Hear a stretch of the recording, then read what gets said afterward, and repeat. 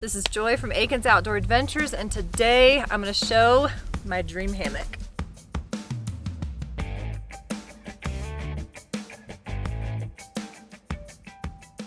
Alright, so the dream hammock, last year our trip to Colorado was the first year to use my dream hammock. I actually got it in because the owner of Dream Hammock, I emailed, told him how we kind of changed plans and he got it made. So a shout out to him and his business for banging this out in a week and shipping it to me overnight. It was incredible. So last year was the first year to use it, so by no means are we pros. Just goes to show that anybody can hammock camp, and it is so comfortable. With the specs for the hammock, you have the option to choose a left lay or a right lay hammock. I chose a right lay, and let me show you what that means.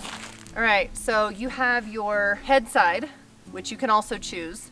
So I chose the right to be my head side. For a right lay, my head is to the left, my feet are gonna be off to the right. It's a common misconception to think that you should literally be shaped like a banana in your hammock.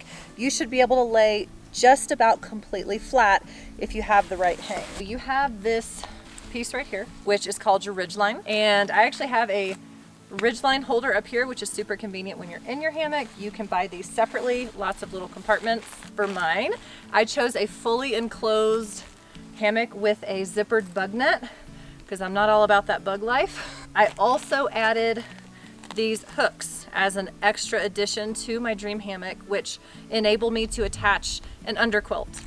Basically, if you are not summer camping, you're gonna want an underquilt of some degree.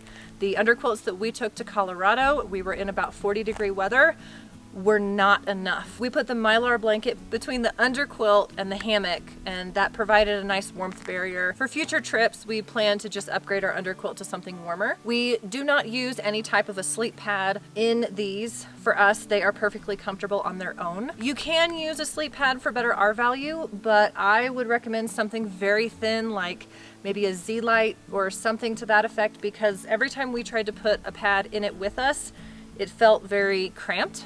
And a little bit awkward. So when it comes to the tree straps, there was also an additional option to get a lighter weight tree strap, which is definitely what I opted for.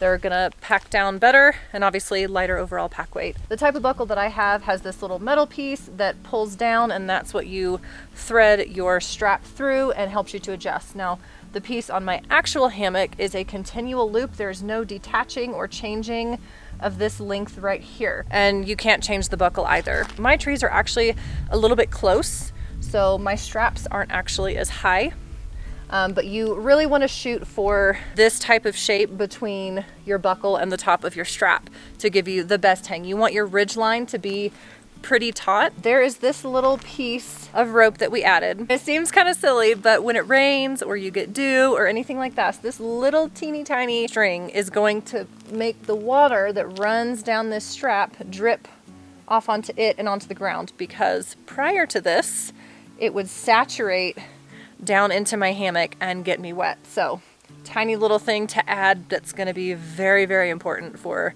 a comfortable night in your hammock. So hopefully you gained enough knowledge from my Dream Hammock Darien.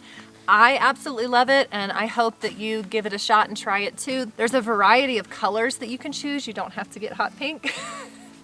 However, I can always find my hammock in the woods.